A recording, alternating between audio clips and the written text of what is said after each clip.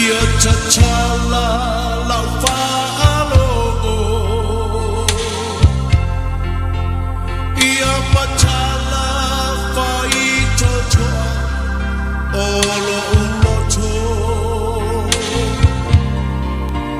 sauni e talia le pai mai o lau upu lawa fionga o te olai o lau upu o le sulu i o uvae le malamalama fo ilea i o uala e papoto ai patolu ai le soi puanga o lau upu e paia e ai le mana wa o falo i le upu mai lo fofonga le alie ua o la lona wa pai mai le malo si ma le mana wa o iloa o la upu e ai le mana o la upu o le sulu i o vae le malamalama fo ilea i o uala e papoto ai patolu ai le soi puanga o la upu e paia e ai le mana o la upu o le sulu i o uvae le malamalama fo ilea i o uala e papoto ai patolu ai le soi puanga o la upu e paia e ai le mana o la upu e paia e ai le mana o la upu e paia e ai le mana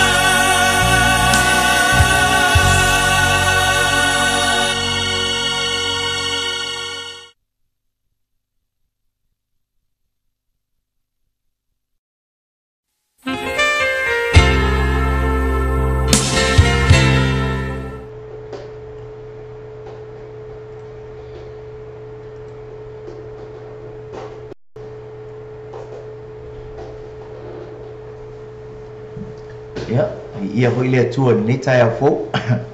whaatalo whaatu fo ile ia mani malu si o tātou atunuu si tātou atunuu pele o Samoa ia i lātou fo i o whaiena maua le ama noe mai moa mai tātou porkalame ni tai au ia malo so i fua malo fo ile tau wakai pe o upo le atunuu malo nga lue ni neiva ia so i o karikongo le o kako o mai le aso muli fo ni neiva ia so ia o mana i le aso tātou te urufale ai fo i matala fai tuto ama pui o manu tapua ia kako ke kapua i lo tātou atua ma le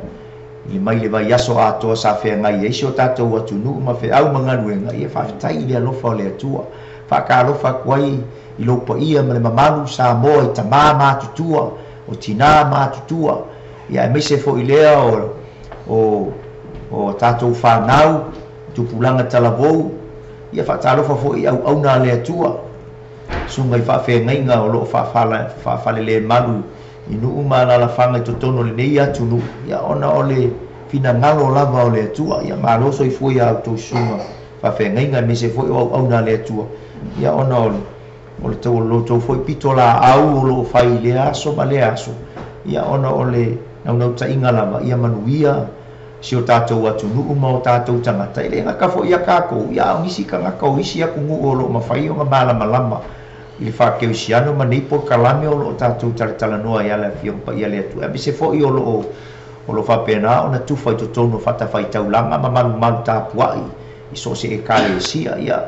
matou te faatalofa aku ai le suafa iesu fiafia ai loo nei tagata faatauā ia me se foʻi le suga ia tavita pule ua mafuta i lenei taimi o le auau ia ma te faafeiloaʻi atu i le paia ma le mamalu i suafa o iesu ia malo foʻi soifua lausuga le aoao me se foʻi o le uso foʻi ia le tonu ia aga lelei le atu ou fai foʻi ona maua lenei amagoa faakalofa foʻi le suga le lipule lenei la leo po lenei network le atua ia faafetai le alofa ma le aga lelei o le atua ia ona o le laua foʻi loto me se foʻi o le faletua ia faatalofa atu foʻi faletua i lenei taeao ia i suafa o iesu malo soifua ia malo foʻi faamalosi lenei maiaso talitou sa maualuga le viiga o le atua i lea uma sa tatou faiā ia se mea peigaka pe a kakou faalagolago i le atua ma tatou faamoemoe i le atua ia ae o le amataga lenei o tatou polokalame masani ai nei taimi o le aso toʻana ia o le mana i le upu o le atua amene ia le foi o la ka koe faauau aku ligei aso kogai ia tatau faavaai atu i le atua ia pole a foi se feʻau a le aau mai ia e kako ke kalakalamua ai foʻi i lenei aso e fesoasoani ia te oe mai tatou uma lenei aso ia o tatou sagaʻi atu mo le aso atae o tatou te ulufale i tatou te tapuaʻi i o tatou fale tatalo ma fale tapuaʻi ae a le a tuuina atu le amanoa i le suga ia tavita ia itaʻia i tatou se tatalo le aga kakauaga kakou omuamua i le akua ave le agaga faafetai ia ae mise foʻi ma tatalo foʻi e fesoasoani mai iā te tatou ia a tatou te leʻi oo i luga o le tatou polokalame i le afioga paia a le atua matou viʻio e tamai lenei tulā thank you jesus matou faafetaia luaga lelei ma lo faamau o matou iloa o oe o le atua lelei o oe o le atua ma tautia o oe o le atua na te faia mea sili mo lau fanau a matou iai lenei vaega le aso le li'i ua e silafia le faamoemoe a lau fanau e ale polokalame matou te folafolaina lau upu lo matou tamai o le upu e ola o le upu e faapena ona manuia ai se loto o se agaga o faafogafoga mai lenei polokalame lo matou utua matou valaau iā te oe lo matou tamai lenei tulā aga lelei le faafofoga lo atunuu o samoa fai lenei polokalame le li'i ma faamuiaga i se loto o le amatamata ma lenei polokalame lo matou utua laau foʻi lauafia o lau faauʻuga mana i luga iai maua faau le li'i e le gagana faau o mauaguta ua le tautalaina le li'i o lau upu lo matou tamai faamanuia e oe lo matou atua i polokalame la matou faia lenei tulā foʻi atu lava le viiga i lauafio ona o iesu amene ma amene amene ia malo foi faamalosigeva ia so i lausuga ia taitonu e lei faigaofia ia kugu kako keia amen ia kako faalogologo foʻi o se kako aku ia ua i foʻi mea ua kako faalogologo foʻi mea fou laua amakaga ga kulaʻi mai foʻi kogo se kako aku mo i kogo kakou faiga malu ia e magai foʻi kakou ke kakalagoa ma kakalo foʻi le akua e fesoasoagi foʻi le agaga o le atua aga e kalakogoga foi lele a fape faavae sa moa i le akua ia e kakauaga kako faalagolago i le akua i mea ea sou lagona ia i le vae ma ia le tingalo foi faalia foi ka foi lausuga foi le taitaʻi ia kako mafafogi me kupu mai le sisime o kako kakalo i le ape o le ki a le o mea uma o le vai le kuma faalagolago i le faamoemoe i le kakalo o le foi pe magai le kako faasoagi i kae ma le faletua foʻi ia o iai foʻi nisi o suiga le la o ile paki fou le la o le skala i kongo se o kakou malo i Samoa o le Samoan Fest ia no inga o le ase se senga me o New Zealand Fest ko Paula me le whakaikai po ai le leader ia pat le se so ka ko mala ile ka ko kile ma me ko ka kalo le tu fa pe fa ka ngai le ku yo ke lo mai lo nga manguia pata ese ale ma fa ko na kai ese por kala mele ku me nga ringa fa mai e ka malo pau me nga ringa ofo ka malo ile lo loko ma le mawalunga o le poko le ku fa mai le ma su inga se si o ngala le ma se mama la ma se lo nga uma kupu le me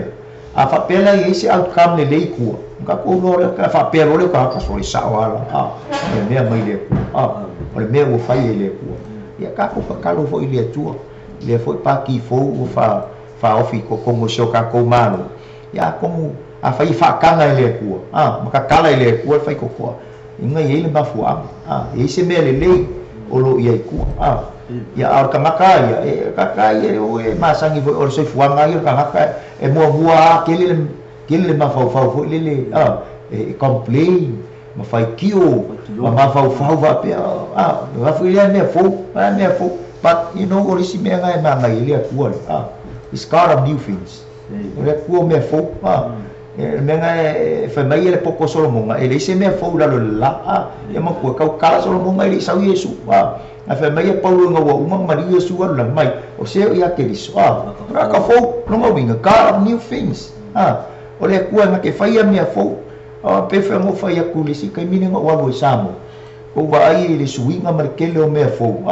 that's why I believe when I move le malo me fo it's not about their mind but it's about God na mo ka ko mu fa vai le ku fa vai le ku ka ko mu me foi nga pelu nga pelalo pe au kafa pe bispiko le ai fa vai le ku e ya kana kala ku ora ko loko le tu ma fa vai le tu ka kalo mo ka ko mo sa mo ya ka ko mga kuwa fo isyo ka ko mula mo ole maka pule makifia kala mo ai tai au ni o ka mo mele ole manna i tatamo amen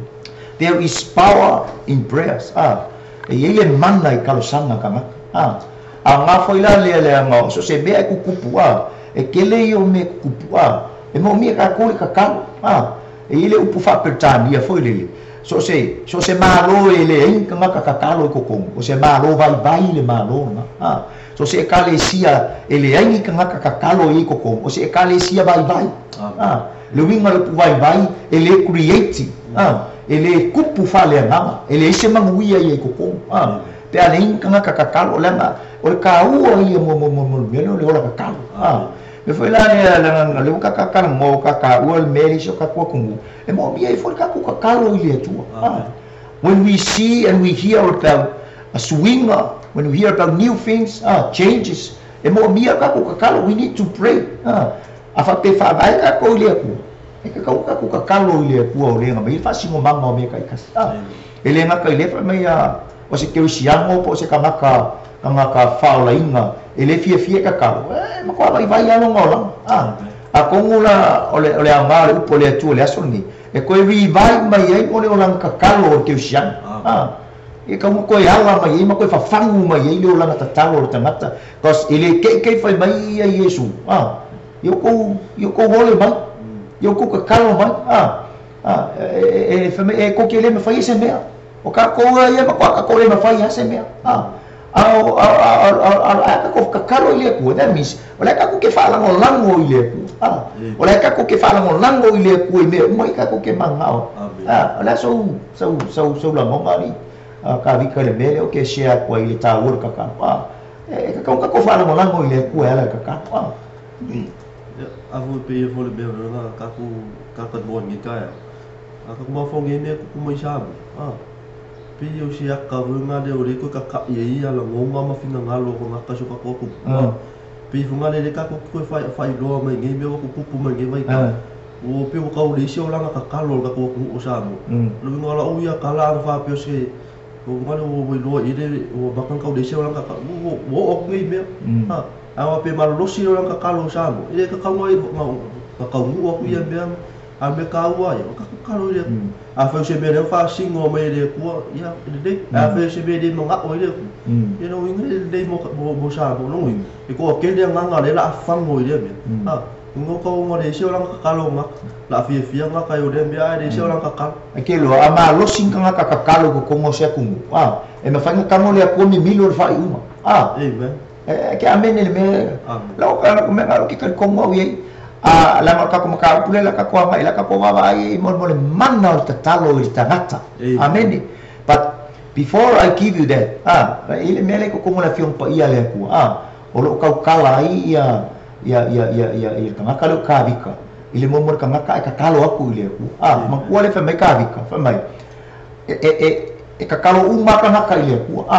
ka kalau kanga ka amiokong ka kalau fo kanga ka le amiokong le kuso salamo lo ile me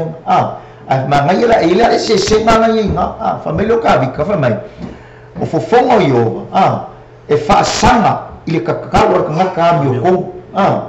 fa mai fa sanga i ka kalo ka ngaka mi ko fa mai ele ngaka fa sanga i fu fongo yo fa mai fa longo yo ka linga fa mai fa longo ngaki fa longo ngaki la monga inga ka kalo ka ngaka so longo winga ngasa awi lo le ku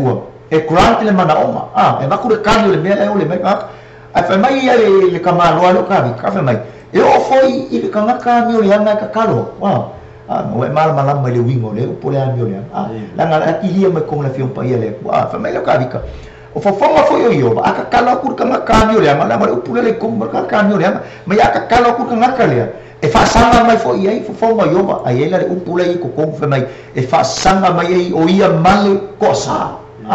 vai fa mai fa sanga mai mar kosa e ngake kingeia fa mga kuinga o ka kala ka ngaka le la lolang so longo winga au kama fa ngo fia le mesa mo ele o ka kalo uma fa fonga ile aku me nga ke fa ia ku there is power in prayer fa pe saol ka makale ka kalo fa pe yese me ka kaunga fa ia ka makale saungi ka kalo le nga le o ka komu le ba ile fi pa ia le aku ele fa fonga uma le aku ka kalo ka maka e ia ka kalo fa fonga ile aku ka kala ile aku su ia le aku me ole fi marka ko maka pule ile kai au ngi Filipino na fa nga we ba ali fu marka ko screen Filipino mta po fa lon fa ipo ono ya ora fa ka nga ko su ngata vi chat fa ipo na yo ya si fa ka mta fa mo o ne po pole ko se me tasi ia fa ilo atu o to mana o me o malava ile tu ile tatalu mal fa tonga a to mal fa ftai amen ole fi ngata to o ka kom ka pule ile nei aso le manna o tatalu va mai la psicolo Paulo va mai aua le popole o ko se metas ele fa pe mai aua pole o ko se fasi mea ngaka in everything so se mea o ngi so sko nga mea eu la mea ai eu pa pe eu sa kupe eu sa mea ai eu so se ko nga mea eu fa la la lo ai mai aua ngi popole o ko i se mea etas fa mai la ia fa ilo atu o tua fa ilo atu o man o mana o to manao ile kakalo le fa konga ma le fa fekai kolu upu mai fa nga mai e ka malo po but don't worry about anything don't worry o ke popole o ke pole le penga fa Yesu kala le makailo makau puong me Yesu o ke popole o ke popole ai sa ili mo le malo le ku la pe ko ke popole ai fu ai me ko ke ai kau se king le fa mai le ka ko au kur ka ya ni fa mai skuta le fa mai au le popole o to se metas e fa ilo atu to mana o ile tata ba sa mo ai se me ke mga ai mo mi lo ka ka mo mi ka lo nga fa mai o le upule o le fa koma e se fa i la so la ngoma ile upule fa koma ese kakalo ese fa koma wa pe ka ma ngai ke mala mala mo fi kakalo mal fa fe kai ai so mele unga ko komu le upule mal fa toma ese fa so fa ka ina pe ke fa koma se bia ni ka ma e fa si ya okay lo ui ile aka kuma fo ge mi fa koma pe o le ke ma fa si ka ngona le alu ko koma ka lu le sa ka ko koma se ia ko i ka lu so ko ya ka lu ka ika sanga ka ma ko mo lalu o o ka fo linga wa ai ma ia wa ai mai ka ngaka dia pia ka ki ai ia mamundu mai le mea o makua i ala ku malo loko makua manga o makua i foli ke maka piki fast ole upu petania la i le upu le ole upu la supplication kusa ole supplication no winga o action ponginga yo inga e loa ai e mo moi le ko le mea le ke manga o kanga inga ia ngau mai le loko kanga makanga loa au mai lo ia ke ole mea le ke manga o pero ka winga ngal fa konga ese ba mai le mai ngal aposko fa mai ele nga kor ka kalo ole fa konga e kele mafu anga ele nga ka kalo kako e fa nga ka kalo kako ki kapua ia ile tu we use prayers to worship fa nga ka kalo kako ke vivi ia ile tu we use prayers to praise and worship God kako ki fa nga foli ka kalo kako ke kakalo ile tua e fa mai fa ngalonga makua e kakalo ole ke fa nganga up up ai ele ngaka lo e ke fa mai nga fuli kakalo e fa lo no mama onga ke manga oi pe família aposkolo fa lo aku lo mama wa e mo fongu e mo ye sila fiele ku me uma le lokor kamaka ele ka kala e fa pe ele ku o kama lo e flifada le fa mai lo kali ya wa tadi I want to eat this.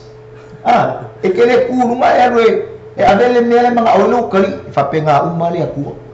Ele fape fo lele. La kalau ngo pulai me ke mga o ya fape siga fia le aku mere ke mga o. Siga pinga ngofo no. E kawa kakalo. E kawa fa leo ile aku. Kawa fa leo. Ole ka ke kala mo le upulo le fa koma. Le ma ngai fa ma nga kamalo po. Au ke fa fe kai fo ile aku. Ole fa sa mo nga ko ingoro. Fa ilo mai o toma na o ile tatalo. Ma le fa koma. Ngala wa ilo sa mo. Ole si winga le si upupela kala kai ole upulo le ai oi. Le kapli. E ke alu ke ai oi ba e fa koma. Fa ke kai. Ba ai mo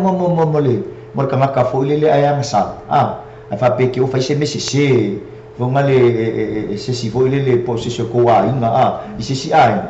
ale la wa manga o e ke alu e fa mo la lo ma avele le ka maka le inga i ko e mo mai se fa manga lo e ke le ala ku e fa ia ku malo vo le le mo le bole fa ke fa manga lo mai lo ka sengi le a mai ko fa manga lo e ke le ku malo le fa pe nga wa ke ko ka mo la mo fa like if I come out samo pero ko plus application is really nice mai e ke o ngianga mangi ba ai na yake oi e loa e ke lo mo ye ko le meale ke manga oi inga i release mai e ka makale ke ave e fa le fa kom lo mama on wa ela ku ni e uli fa pe nga fa ke kai ala pe ya mali ko wa inga mali oi kama fa mangalo mai singi ai se uso na ko ke fa ko esti oi kara kale ngaulo maloko ma o ya ia le loko la mo risi wingo me fa mai o application kusa le nga ko le manga onga vele ke la ko ma ku se ala maulalo fa pe ma fo ile ku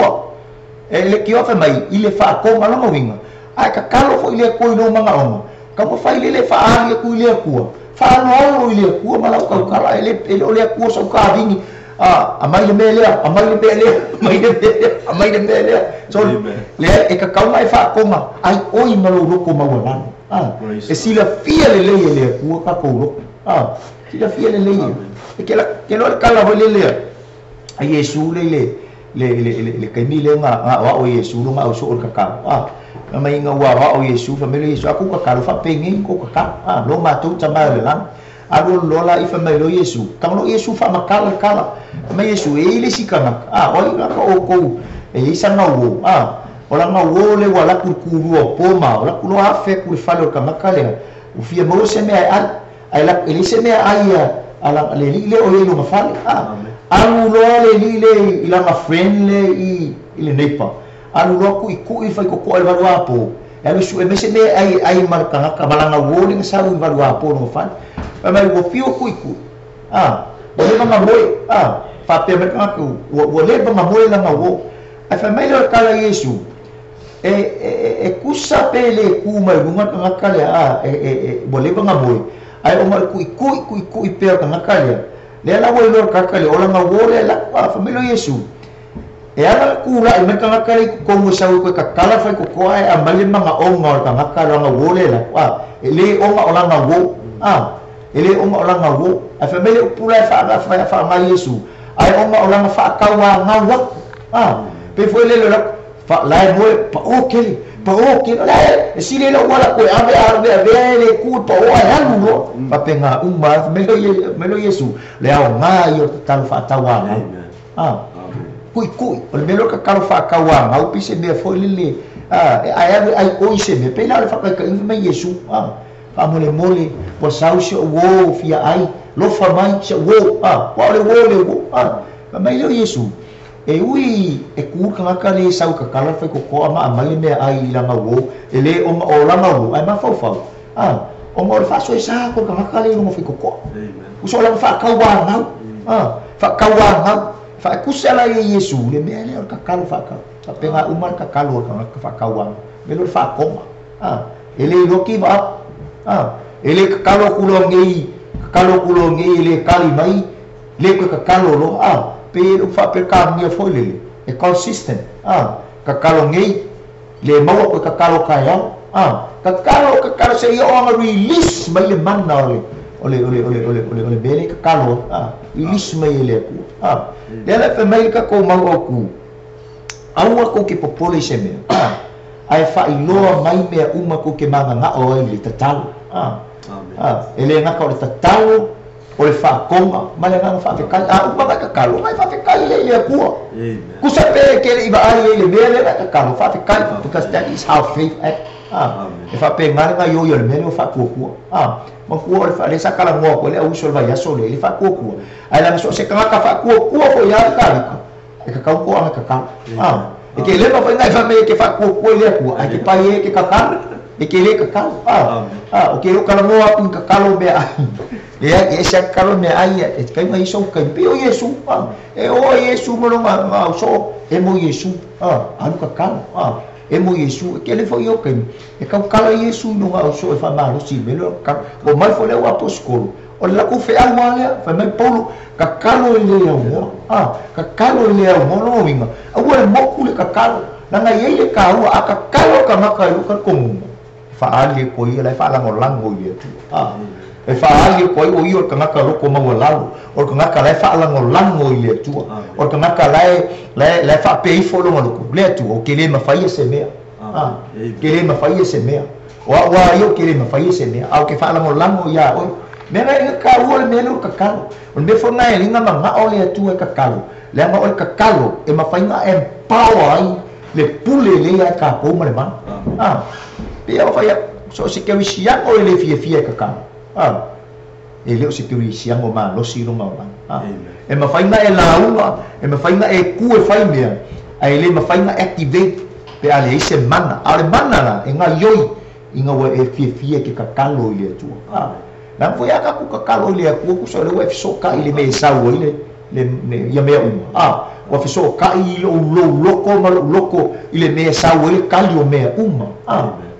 ai la le me se ka wo si ka le la ka mai ili ya ko po ngalo na ta upu e lima ole tusile ia si ka kala ita tum ta upu sa mo e nga fa ya ko tele me le ka ko fie fa le me le ka kalo ka ko ki fa nga inga ka kalo ka ko ki ka pua ye le tua e fa nga foi ka ko confess e ka ko nga sa o anda me Yesu aku kalo yo ko fa pe aku fa mangalo aku fa pe mo fa mangalo mai ya ka ko de tama ya ko pula na no ta upo lima ya la fa tau ina tu fa upo se fu mariva ya si fe tau fa upo su mariva no ka ya usoi ai se taso ya che uto o se ile upo mo na fa upo su marto o tinga ina e so uto ina ta talo ya wa fa lomo fa mai kala a Yakob ko kinga inga sisi oko ala kalon pray ele o kinga inga mo sa sa kinga inga yesi kangaka awaya ke sawo ko tapolo kinga biasa wasamo kinga inga le pula fa nga fa le fa petani safa when someone among you suffer, pray. The first step, the first movement before you do anything else is to pray. Ono kakalo. Kakalo. Wai malam asidia ko malam le ko mere ki safaya. Ngai le ka hakale la wa ki kala mo ya. Fa mai ko tinga ina ese tasioto. Le albe ka ngafa. O kakalo. Fa ko ngai le ku. E malam ku le ku le lokor ka makale ki ngai. Sei fa wa uri ka. O fia e se tas na pesi wa mai e so oto na anito ino le kalesia ya lato tatalo moia pe a uma ona fau ya te ia swa u swa fole wa ba mai akinga inga kaka pray ele fai mai ele fai upunga por a fioma pa ia le aku akinga inga lo ngai mo e rola e vai se kanga se sa e lo kinga the first step when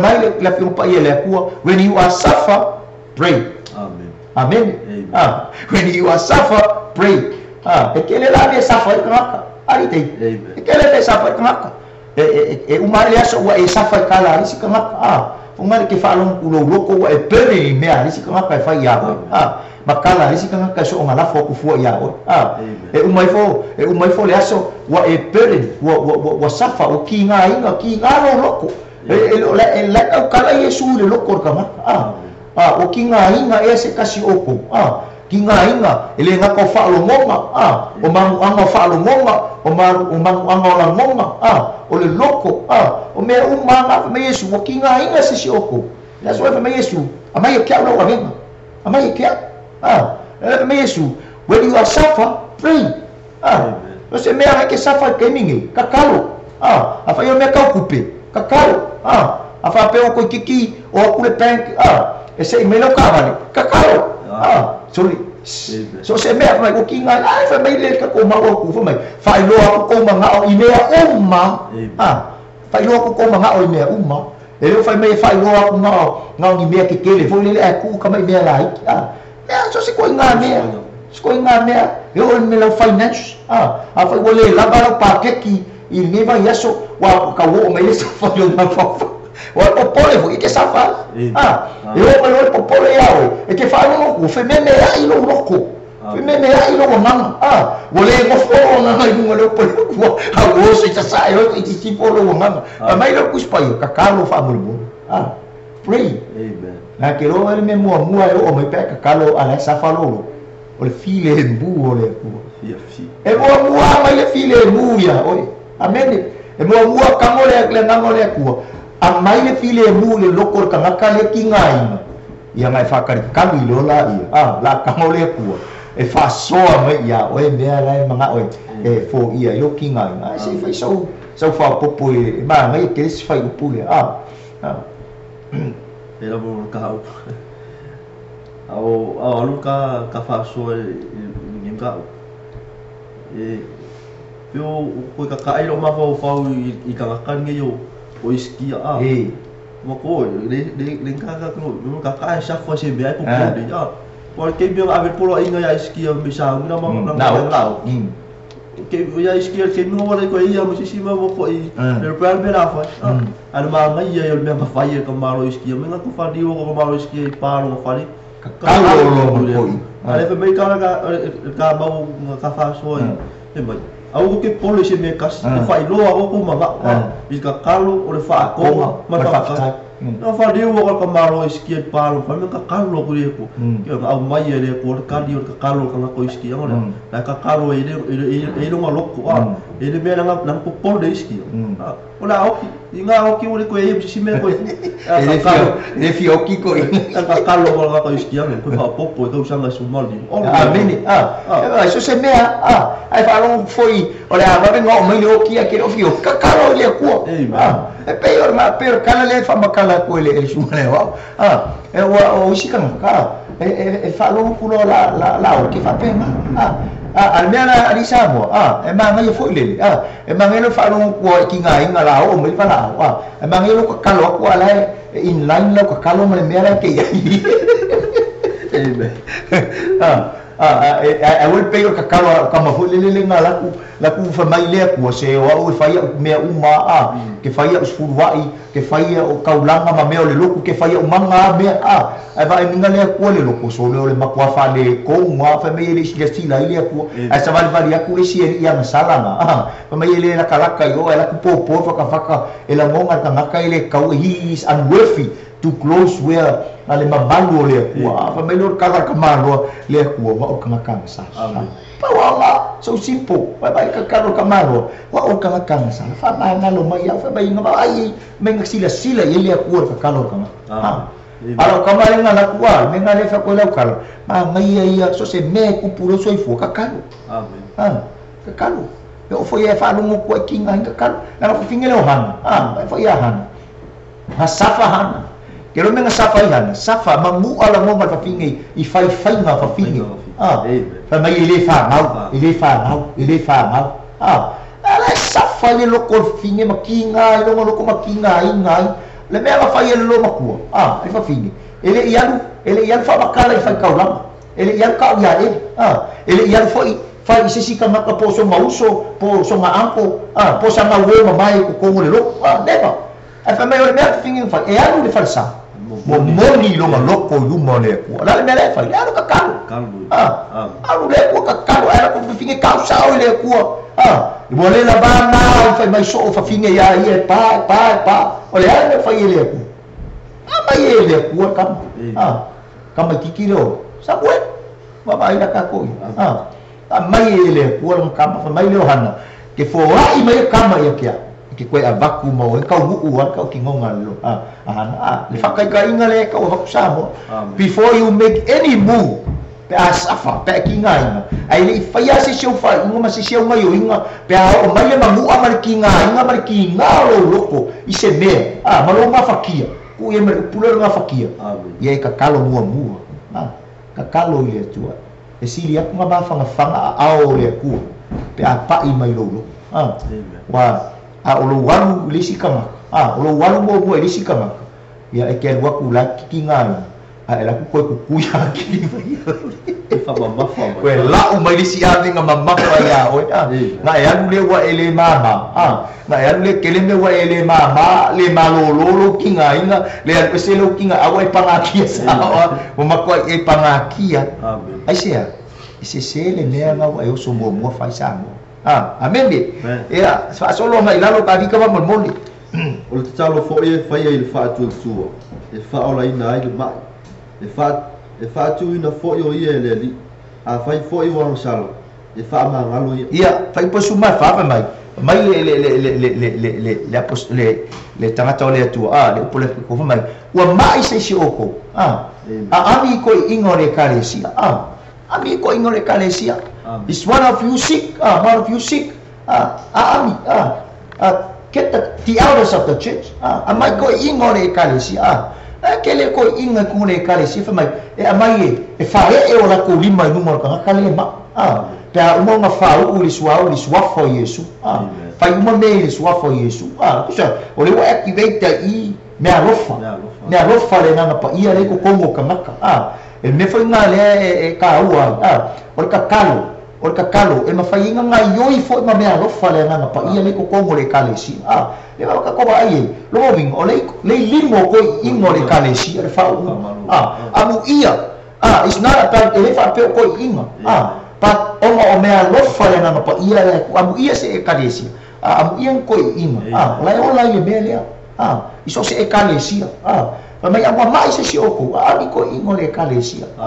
o ko inga ia uso o me elders fo ia le lo ka maka ua ma ku kua fa le mama o kanaka kakalo ele ko inga vo ile ingu abasamo ele va pe ingu abasamo ingu samo ole sa mai fa ko isko inga o se kakalo le ai samo male nganga fa mo wala lo ko inga ko inga nga o lo kala mo ai ko inga la e ola maka ka ule fu wa furu la ko so fu le fa mai sala ia ka wa ma ku la fu ele e se le mamandu le fu ole ami o kongu ma makau le ku kamarana le fa mai le kala le ka mau le fa mai mai ka ani ko inga mai fa e lima ka kalo ko inga mo fa balolo ai vai ka ko ye ka kian me ele fa mai mai ka ko mo le kalesia mai ka ya o ko ora ye ai se fo fa ka dai ku su e po le ba ne le ka kia fai karia oi mau fa mai me but we want to give you the word of God ma ke manga share ke oi upo le tua sa mo le so ai mai se se lo wa inga ele fa pe mai foi ami se le ami ko ingo ami to ino le kale ami to ino le kale si ele fa mai ami mai ko inga so se ko inga ko inga akau kala le kale si le mai upu le kale si sa mai upu le i kale si no mo vinga o ka maka wa vai o la po pe mai le winga mongi le upu o le winga le upu kale si ai pe mai lo 5 mini e kau kala ya ki oi ma individually o ka maka wa babai no ngolang wa pe se kama kapa ia wa ola ku sa mal finga ngalo le ku kau kala no lai se fa ala pokongo ka ka po se loku e kau kala inga ka se ko kele wa yai ni le ko inga ngo ka inga le e ola babai awangi ko fo linga le ola ku wai le ala fa mai e yai ko inga fa pe nga ko mo e kale si pe me le ka ka ngoa o kama fo i makua wa lero la ko wola fa le manga lo la ko ka ku le ku ma o ki fa fe kai le ku ma kwa kele ko inga fa pe ngai ko mo e kale si ki san sa mo e le fo kasi ko mo se kale si e ye ko inga fa pe ngai ko mo la mo sa e ye ko inga fa pe ngai ko mo me kis e ko inga fa pe ngai ko mo lo ku popi ko mo so se e kale si pente koso asempi o lo ye ko inga se i manga nga o lai o lai kusa mele na o ye ile tu so se ko na ko inga maka o ile ku ola maka o ile ku ile be alofa ku ile ku me alofa o fa mano lo pe mai o mai la ia e fa ur ka ma o le kalesi ile suwa fo yesu o ka kalo le mo fa malo lo fa mai le o si me mai la lo mai o ka kalo fa ile fa ku e malo lo ile ma lo mo vinga le fu ko kalo mo inga i fa ku ele naka le fa nga ile me alo fa le nga pa ia au ka naka ye fa e o la ko lima le ka naka ma o ka naka fa ku o ko i inga wa matu fa ku amen wa ka kala no i pula ko inga ia o ka naka wa ku le fa ku wa ko ma fa ku me nga ringa fa mai ami ko inga na ka kala ko inga ka naka fo i pinga bua malai nga denga le ku wa lo la ko la ma fuka ma le ku wa ma sangi o la ko loko ile pinga ngalo le ku ka kala le upo le ku na yoi fa kasi ma le ku ku kupu me aisha wa ma sangi le ku wa ko inga la ko so fu fa le nga le ba ma le tu le ala fa mai ile pia ma le ku ami ko inga me ka fa kai le ku ska ko e kalesia o lo ye ile ko inga ma ku so ka ko e kalesia o inga ya fa ka William o lo ye fo i me alo fa le ku ka lo fo ia ma le le ku i ko ile fio ma ya fa ka ia me se fo ile o mi so ki nga ma ku mai la yo tatalo e fo ile fa tu e ma lo mo vinga ele ke fa mai ami ko inga nge mai ka kala wa makuoro la ko wola fa tu na ya ke ila ko le fa ku wa ile ma fa inga sau se ka mai ki kala bo fa ko alo ko ma fi ami ko ka mai ki kala bo sa ka le o mala ele ila ma pio lo nga relationship mo lo nga ola au mai le tu mo lo nga ola muli ka ile finga ngalo le ko nga ke lo ai le baba la ka o ia ma le tu ia fa solo pula ia lo ile foi upunga suma le ono i fa ia o to sa matalo le tasi mo le tasi na ia fa malu lo ina o to ma vai o ko le ngar talo sam mai uma yengi me se le va ka ko sa mo lu ga inga le va o ma lu ga inga o uso ka ma yo mo uso tina yo mo uso le va mai yengi me se fe mai kalo fe fa ia mo o le pula fa mai fa Britania confess kuso yo ka me le fa kala mo mai o kala mo kala mai ia fa ma ngalo mai ia fo se uso fa ka inga mai fe fa ia lo mo inga fa ma wala lo ko o se fo mo ia o ya fi whamangalo mai shows ia e whapea mai fo ia whamangalo kia ki o ia e whamangalo mai fo ia umuimuia fo ia mera ka confession e whaaria o whamai la ia ka kalo leo le tasi mo le tasi ina ia lale mea le upunga sawa ina ia whamalolo ina ina ia whamalolo ina o to whamalolo lea whamalolo wanganga lo loko ia maua lo loko le whamalolo ma po le file mu o le atua amene ia mai lon fai unga fas fai upunga le fasi mea le ma ke fia kulkulia le fia le aso le nei fa mai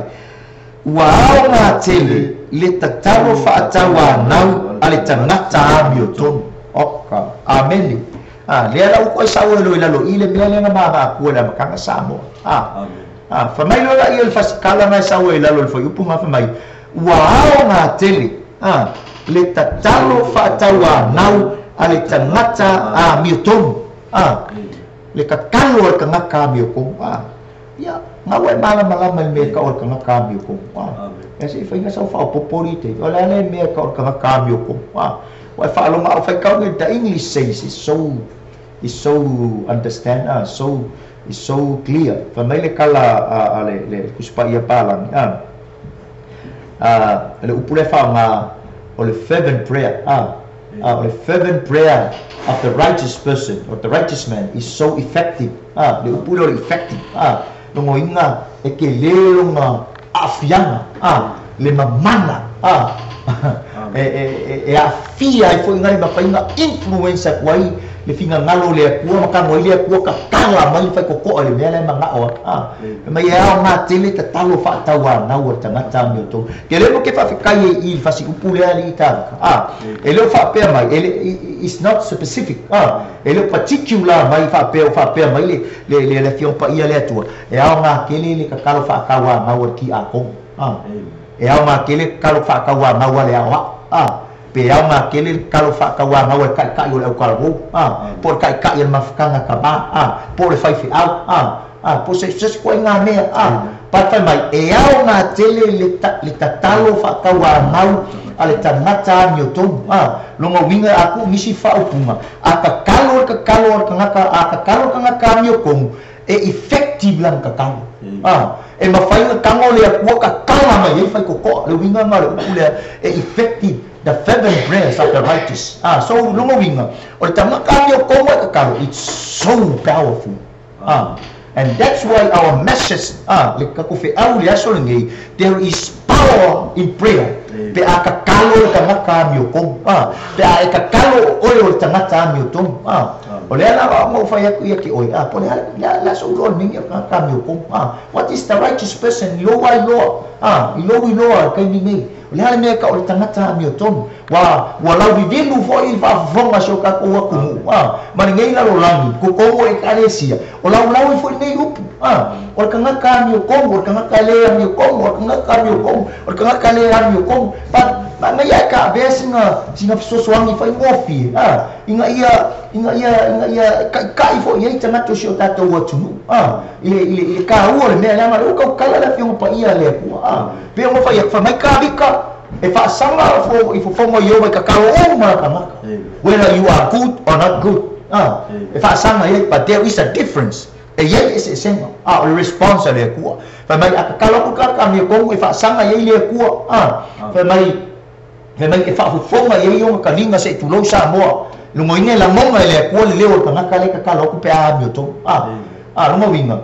e fai le ku sa u le ku fai le mere manga o fa mai fa le io ka fa mai e ka kalo foi le ka cambio le la mo upunga io ka cambio le fa mai ata kalo ku ka fa mai e fa sanga foi e fongo io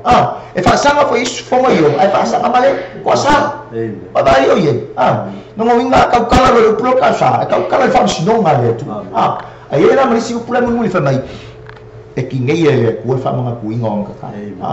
minga singa fa popo me se me fa ngo fio ya o el mele o tanga tami o tonu langa o le la wa ma ngai ele mele wa ma no mo vinga o ka maka oma pe ke fa fe au pe ke ki a kongo pe ke o pe o se kamao se ainga po se makayo se ainga po se pule mu o se mu po se fai pule po se minsika po le alava ko inga tanaka o le o mafai na kava ina lo le upule o le ami ko akakao e tanaka le e makua feki na makaka e kakala ile ko le lana me makala ai e tamo ile ko fa kukupu me ka pe kala ringa fai Yesu o mea rai ko ki kakala ko kala le lo langi kala ko le langi o mea ko ke fusi le lo langi e fusi fo uma ya se ko kula bangote ya malo maya le lo e kam ka ko ai la o ye lo ye ye o le amio ko ya ma ko dio o ye o le amio ko yo o ka ko le so ka ko amio ko au ka o mi ku ka ko o le mardiu o Yesu o le koko Yesu wa fa ku sai la ko mi ko me pispisia pe ia ai la o ye lo ye ile ngai fo si u le la mi ko pi ma ba o me foi la o ka kan nga me tambe o ka mi ko me ka la ile ko ma wi e ai lo i lo i de o la mi ko mo nga ka ma ka u ile fa fa ngo fi ko ma ka o le bo wa o sa o lo nga o nga ide sa o lo loto ko ku nga ku ide ko ska ko sisi ka o nga ska ka anga ide anga le u ska wai fa nga fa me ka ko ka mi ko ka ko le ma ka u ide ko ma fa me ma e o ska ka mi ko ide ka o ska ka mi ko wa pe o me ma ide ko ka ka ska ide ko ma nga anga fa me ma o ide ko pe o isa u ya nga fa ngo fi fa ngo fi wa pe aka uno le upule pe se ukele o si ka haka e pe magiki fo ia kingo a ka le upule pe mu se ka kala langa la fo e ka sisi le upu fo le poko Solomon fa mai e Solomon mai le se ka mi o kongu la no le lana pa fia ka usanga nga fa e Solomon le upunga e le isau Yesu le ami o kongu na fa e Solomon ele sau Yesu o Yesu ka sau mare ami kongo no kama e ui la ele ese ka famelo ka ko ami kongo pisi e pe ole i ole ma ole mafu anganga na lenga mga mia ka ko Yesu na ko anga lenga mga mia so ska ka Yesu le la mole ko ise Yesu ola nga upule we ka ko le me pe ke ui ake ka ko le upole ngi balo anga e sili longa mausali pa mai ole upumongi ole fiong pa ia le atua o upumongi lo ngoinga a upumongi e kom ele se so se kanaka la e muri ka pe lo kala fa man fa ngofi o se kanaka ke siang o ka sisi le upole e mo e kai me se ai nga ke lo me ko fa ole me ko fa pa mo nalo me nga ka mi ko awale fa mai ele pisia ka ko mi ko our righteousness e pisia pe ole i ole ma alongo vinga ka maka fa mai ka mi ko ele nga ka mo pe mele na mo pe fa ya ele ya sa mi ko mo ka maka al menga nga ringa sa Yesu e sa e ko au mai le mele e ko au mai le mi ko mo tama inga yung fa ka wa mi ko winga ka ko le ka kala le apostolo Paulo le kale si Roma fa mai o ta wa mi ton wina tatou ile toto o le tama imamo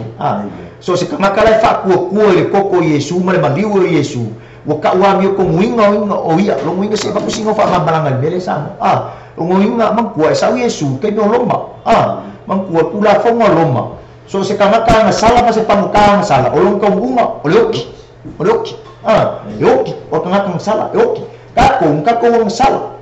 inga wala ese amin ko nguwang sala nga kamu so solo mai le lalo lang o me o ka nguwang ka ko saya fa mai le feso lo ka pueblo ba mau ka ko male kuwa le ai ka ko male kuwa le ai ka ko malalo i fia ngai ngo me for inga mai le se kuo ka ko o Yesu ma mai le mau no so ka mo fa ka sa mo le feso lo ka pueblo o Yesu feso lo ta pueblo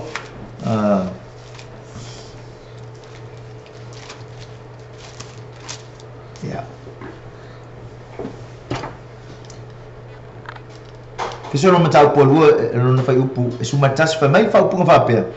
O le nei ia o to manatu sa fa pau o to na mua ila tino na ta ua o to o ele perito meine ila to o ta ua o perito me le tino o fai e lima ono po ia sale yai ate o to ke riso sa tangata ese o to li sauningo le malo Israelu o tangata ese fo i fea nainga o yai le mea o fola ina sa le aiso o to fa moe sa ua fo i male tua le la baba ai mea ngai kako ai ai fa posu mar kodu fa mai lo kamalo a ona po nei ona o ke riso Yesu Samoa that is why ona o ke riso Yesu mai a ona po nei ona o ke riso Yesu o tou sa va mao na mua ua fa lata ina mai ile toto o ke riso amen so se kangaka lai fa ku le maliu Yesu le toto Yesu ka wa mi kongi la le winga le mele wole pe o fika longa e na sala yoki wa ile ko yoki wa remove le kuwa la wong sala amen wa ya ba ese le kuwa o la wong sala au e o la no le fa ku ngo le kuwa o le me ka ko fa ye ka ngaka le kip lo upo le tu bela ngai ka o ka mi ko sa van sao live right ke live right pero me kuspaya simple example apa mai o ke muy o maro mai fa ku kuwa il maliu Yesu ka wa makungui wa ese le kuwa la wa sala wa sa uni ke ana ile ole fa va live right amen live right o sa ai lo ele ama muy le mai le kuspaya le kuwa ele ama awa ke ko muy apa pe ele ama ke kala awa ke ko fa ke kala apa pe ele ama muri lu awa ke ko muri lu e uma la me kuspaya ai ka usila mema mela na ka or ka kala sa bali le ami e ka kala ko na ka hakama ne ala fa mai ele ma ka kala ka le fa mai e ao ma tele le tatalo le tangata mi ko na ka fa penga ele ko na ka fo ngale e fa ile masala ya so mafua ka ule susa ai wa ku ka kala ku ile ku fa mai ma o le mele fa chamo le la fa ka ku ya o le salamu le ka vika amen ile ya ka ko wo ku spaya ki ko fa pe ni me fa ko ma o le kalika le o po le tua si sila salamu ma e tonis fu mal fa o le fa pe nei fa po suma lima o fo forma Yehova o lo fa sanga ye ya mi oton eli liu mai fo iona talinga ya la to alam vai vai if you go to the English Bible it's very simple and clear e fa mai o fo forma Yehova mai e fa sa aka kalo ku kanga kamio kom a fa ka wa na ku kanga kamio kom le kanga kalen ka kalmo ko yang ngi le kanga ka mo ye ke me sa silo ngona ai lo e ele me sa o ka mo fai e lo fa ma walalo e lo fa ko ese no longa fu ma muri kai pe ai o pole ko ma ka sisi ma le ko fo e fai ma pe o pu fo le fa mai fail means learn che per me non è camaro o il fail fa mai o il fail non definition on learn ai fa pe a fail le ko ma fa fail ngi ka calo ko il fail ka hel ka calo ko il fail same thing vai me le ko de pelo de lupo ka ka de pelo ele fa marrongi no maloko ele como no maloko nela the simple definition mo ka cambio con live right o sa e pe le ola le io apela amo o yopu kana ka umama they made mistake I declare that those people are righteous people apela amo fa solo mai ya kopo o Isaako o mai ya kabika o Mose o Yoshua they are righteous people. But declare le ko ka cambio con but they have mistakes but they know what to do ngala ko lo me fa ela ke lo fa ko ese fa mo la no mo le ko aka ko la so aku pule me aí se me fale com ele so uma causanga ni ala mo fo uma ni causanga sa uma causanga ai pela le ma kupul masinga ni pe o masinga kalwa aquilo mo ko vive si fo so le ke lo fa lo mo so le mo pa sua uma mai le bem isso com causanga o que menga le ese menga le va ko kana kami ko e mo e kai me se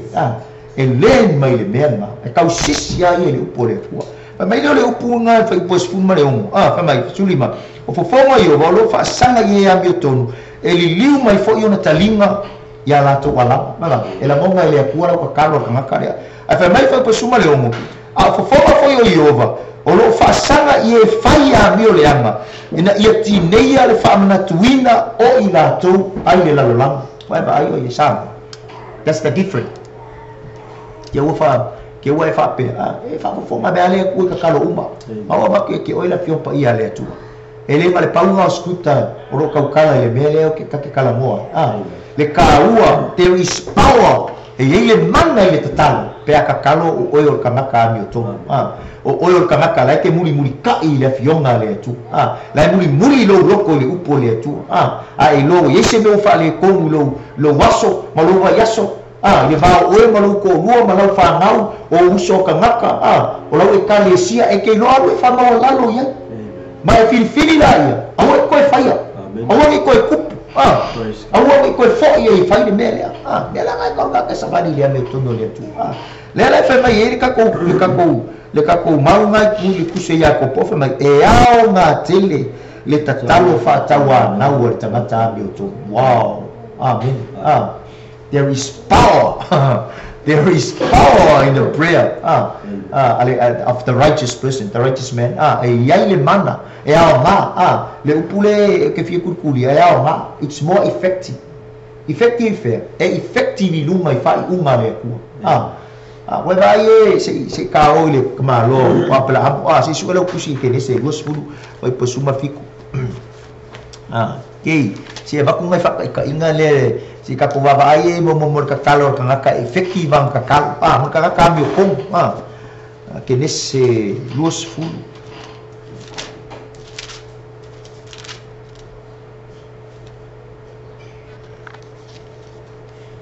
eu posuma fitu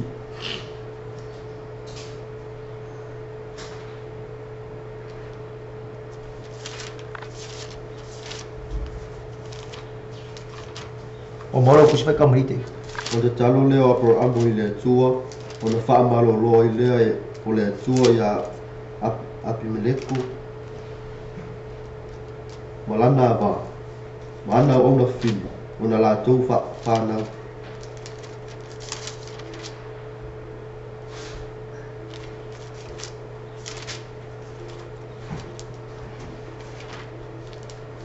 ke fai kama o te talo leo apro ambo i le tua o na wha malo loa i lea o le tua ia Apimeleku malana ba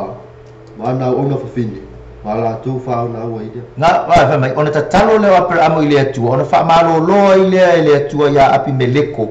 malana va mana o fafini ona la tu fa na ule si ka wa foi si va ka inga no mor ka kalo mor ka mi ko effective ka kalo ka mi ko fa mai o ka malo le Apimeleku o kupulo le nu le o kira ka malo le nga wa per amo ma longko do o sa ala au fai ko inga i lo makua fai fora wa ngana fai oro kofi bai a fai fora wa ngana fai oro kofi makua lo makua sa la au le o sa ya le ala wa ku ngai i ko ngul ai ko ai bele le kupo le ngul so e au le fofi la kala mo fai bo fai ia sa o apla mo lo pra apla o lo sistale o manga o ngile ka malo e fai e ba ko fai manga mo manga ba a famele o mo ka malo le po awa o le se mo ka malo o fa ali ile ku e o ngi pa i fa fingele o le aba ka ngakale nga le ngofo ilo nga ia vai ngofo le mo ka malo le so le fai ile ka malo ya plan le me o fai al fai ka wa ko ka le me o fai a famele ka ka malo fa ile ku o le wa le kongu e ngai mu wa le kongu lo mu o le ma mai ai o kala ka ma lo fa mai wa le kongu e ngai mu le ku le o le fai ma ko wa kongu ai o ka ngak na sau fai mai pe pelo ya ma ko ka ka fa fai ngo fi na sau le ka ngak le fai mai pe pelo o ko fa fini e le fa pe mai o sa nga ba ia nga amile ka ma lo o foi ngai o wai lo e kupu ole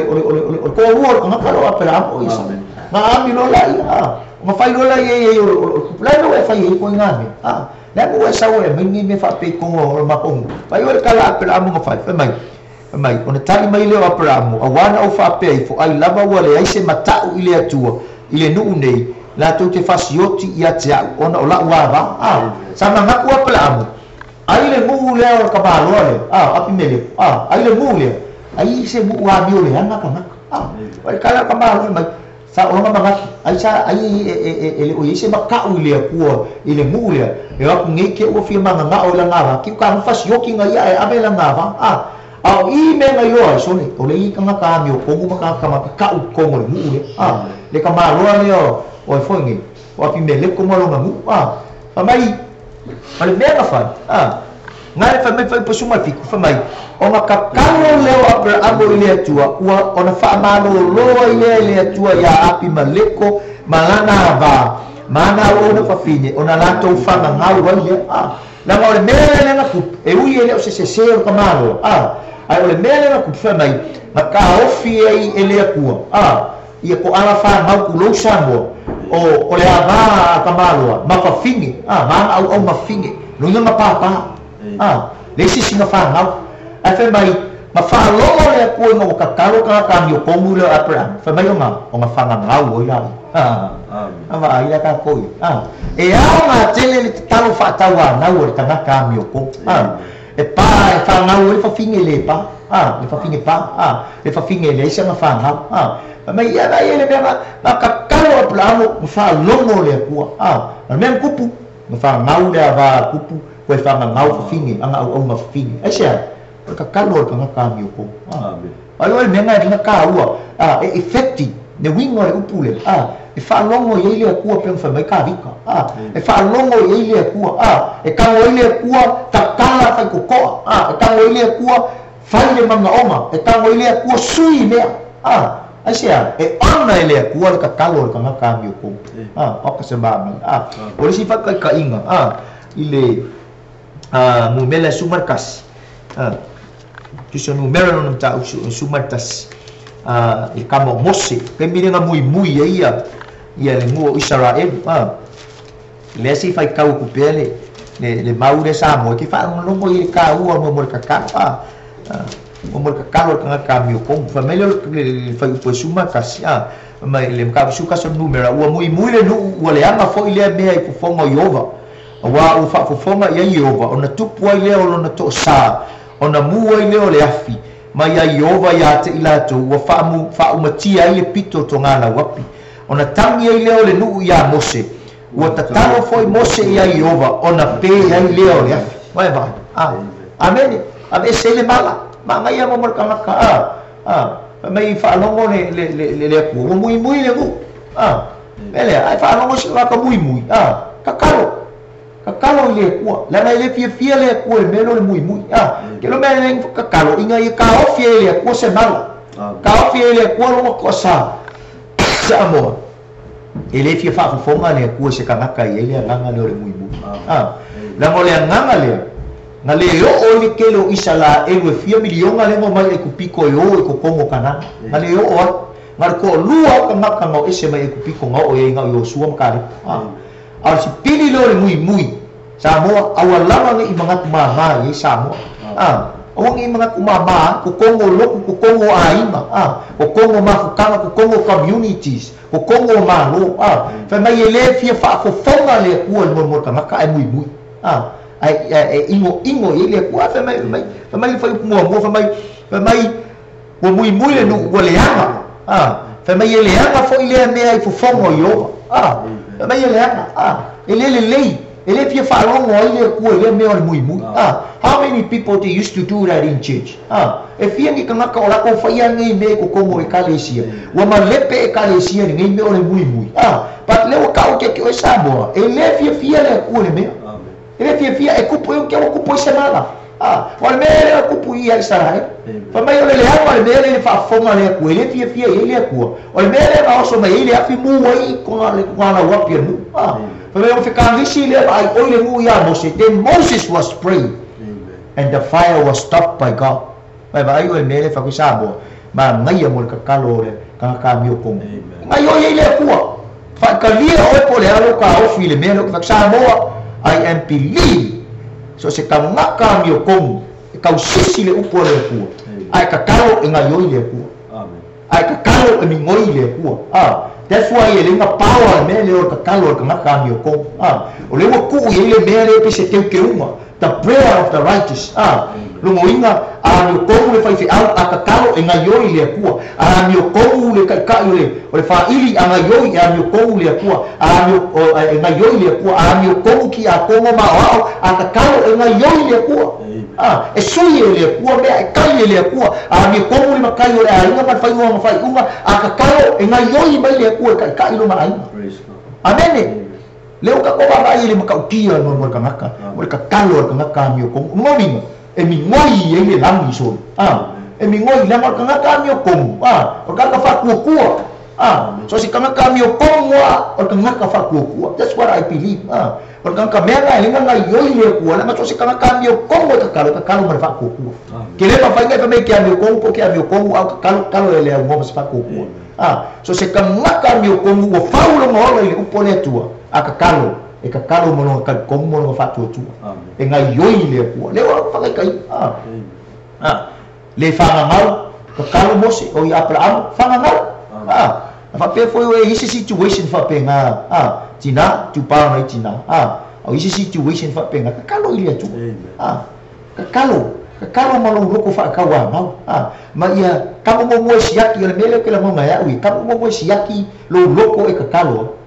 siaki lo loko e kakalo ai po kom pero mele ka fa live right let your heart be right now when you pray e kakalo ye sa o loko rumo le ku ye vai mai le ku ele ai se be na fa ka bika o kakalo ye fai ala kakalo e pe me mangongi ye mangongi ia wakua upu e mangongi sia e mangongi le loko la sa wo ko ele le loko la sa wo e mama le loko la sa wo pa mai la ia fa fo fonga ile ku ka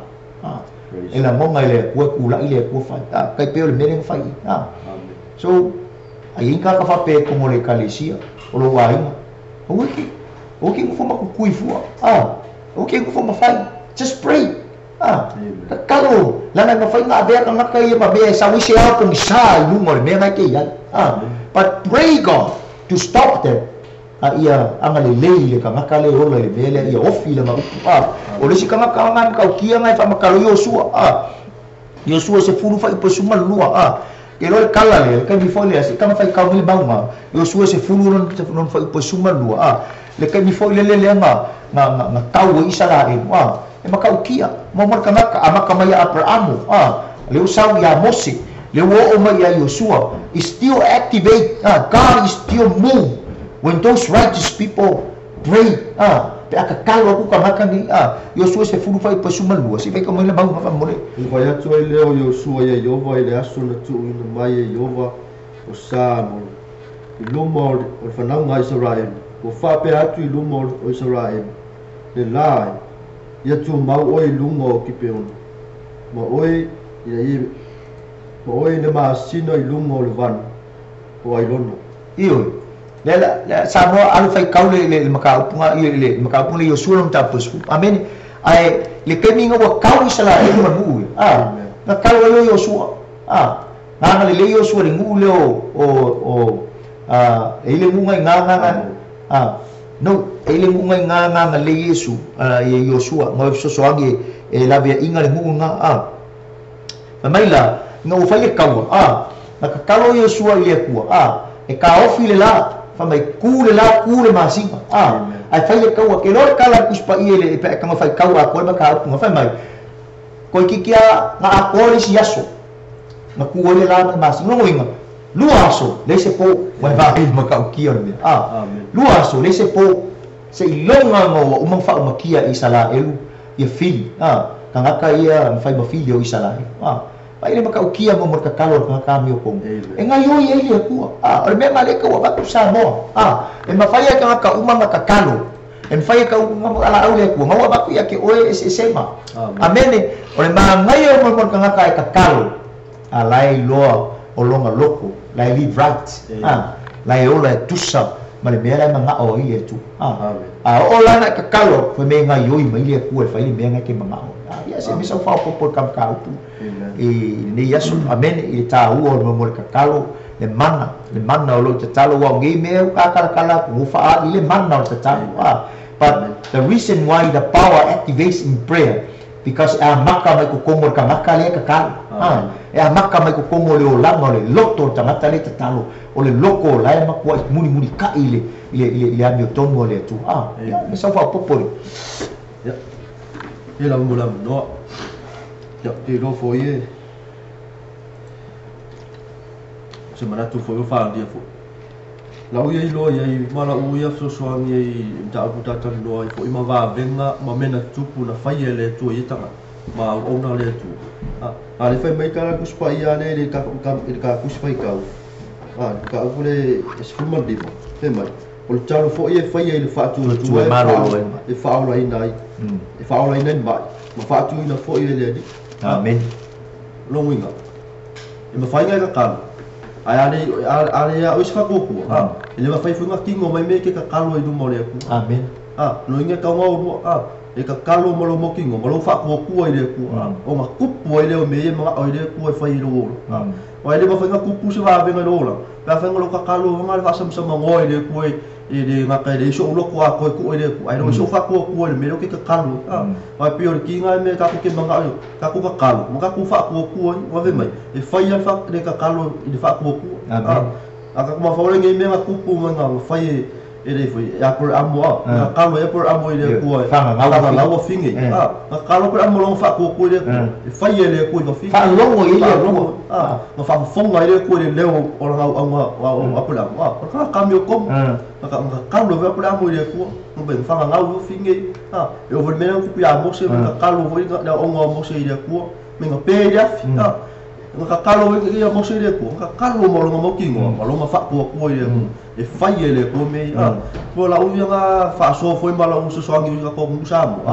e o lo ka ko kalo ile ko mo ka ko fa ko ile ko ka ko mo ile ko le ka ko ki kalo angi ka ko kalo nga ka ko upu a so la fo ile ko u lo se upu va ko ngi va ngala e ka ko kalo mo ka ko mo kingo ka ko fa ko ile la nga lima fa yo ma kingo me ka ko ke banga o mo ka ko le fa ko amen la nga le mo ma wa ko spai ka ko kalo e fa ye fa ko yo so yo ko so so so ko pia ko ka ko ka yo ya on nasa mo ma wa fa mo le manna ile tata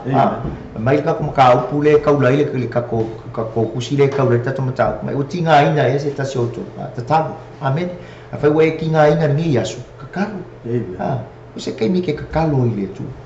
fa konga ile tu so angi mai ia mai fa kai ile tu mai awa mai se kasi o ko abi ko i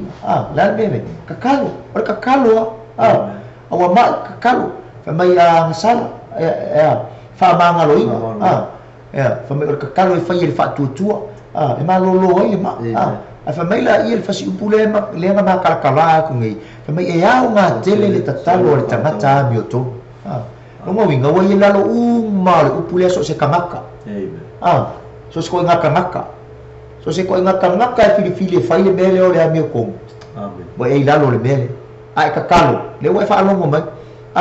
E fa longo le ku le ka kalo. Le fa ma ngia le mele na mai ka vik. Ka kalo ku ka ngaka mi ko. E la ngonga le ku le ka kalo. E fa fonga mai le ku. Fa mai kala isaia. Aka ko kalo ala ia masala e abese fa mai fai nga masala nga ma ba ku pungio ka ko male ku lo ngoi ele o ka ko kalo ile tu o ne foi le sabo e ma via ka ko fa maula lalo lu mo pe on foi o ka ka bi ko the simple definition i lo wola live right o ka live right you pay mistakes e ke be ke se say but you know what is the right thing to do after you bear the mistake you know how to learn from that and then you walk e ke le ko fo ia nenga ka sisi dia mi ko ngone awa pe un família ka ko ia e mo fo le aso wa ika ya pai mala pai e yo aso wa sau wa ika lo fama e pisi alo ma fa menga ring família ku spaia our righteousness e pisia apa kwa mi ko pisia e mo fo le aso ke sau la ke ma ngai me ma afale aso le lo aso ma ngai a ke sau lo misa mo ko lo pisia ia ko kikila pola mo lo aso le ma ngai la ku faisa ke wo fa se kala si ika ya fa ku sau kala le ma ngai yo pisia but the righteous person and live right. You know what the right thing to do. Pe le ako nga me se ke fai pe ke sasi la kau kala nga me ai ke lo fai le me lo fa ma wala. Le sa share au na le tu le ba ku no fo po kala men ni ia fa ma wala lo ai mo le ku pe mai fa ma wala lo ai mo le ku pe mai on fa fo nga mai lo ye la e fa fo nga mai ye le la ni ma sa fa ma lo na du fa ma wi lo na du yong kamaka o fa ma o ki ngore me live right the righteous person should live right ye e lo ye ke me sa silo sa balinga ye e lo le me sa o ma e fa ya awe ke sanga ku ya lo ko le fa ma ngalo wa uma me polisi me fa ya la se furu me ku basi nga ye lo po fa per ma fia lo ko le fa ma ngalo le ko ngolo ia e fiula o e kakalo e poloka e mafifia le me ke fiu kakalo e nga sa wa kai le ko le fama kai le ko le fama I was e ke fai mai fa ma wala lo mai fai me sa ke mun mulka e se kai me ara ke kakalo ile ko fa fonga le tu ele tota amen ele fa piko le no fore ku ale ku ko mu yo ama le foi wa ma mai ka yala mo e fi fai ngai me o kakalo ka hua lo ko anga ki kakalo ai ma ngai fo io le lu ile wa ku sa mo ye ko anga ki kakalo ma e fa konga ile atua ma lo mauki ngoa ma o mauki ngoa ma mauki ngoa e ka vika la in line le lo ngo la ngau fa konga ile atua ma le mele ola pe o risfa ka inga ma ngai ma le mele ola ile lo langi ngi po usika po muli le upo le ku po usika ile upo le ku po fia fai le mele fa mai ile pole ku e muri kai ia pe yo se fa so nga Samoa ile taua le mana ile tatalo o lo ile mana ile tatalo ile tangata miuton so se kanaka pe makai por ki a kongo por ki ngare a inga por kamare a inga po se akali po se afingi kalavo so se kanaka a fa pe ya ke ia le mele o muri kai ya mi ko aka kalo la fa mai e ama ya lo mingo le pe ama e effective e ka kala i le ku me e mi ngoi i le ku nga yo i le au le ku la ke u mia me fa mai si for nga le prayer moves the hand and holds the word aka ku manga fa ola inga le lo langi i ka ku ka kalo le ma le u le ku le lo langi o nga yo i le au le ku e fai au wala yo o ile kali le pe o ka ko le o ka ko i ku ingo le lo langi ave la kali le fa kai fo ile ku le ngi ya le ma ngi TV ma me ngi o mama o lo fai o ka ko fa so aku le upo le tu isi ka ngaka le ma fai ka ko reach out ching sa mo ya o ngi mu kiki la me po le ola ka ka ye e ko anga ki ka kalo ma e fa ku ile tu ma e sa ili ma e fa konga ile tu fa mai ka la le ka waso fo le fa umar ka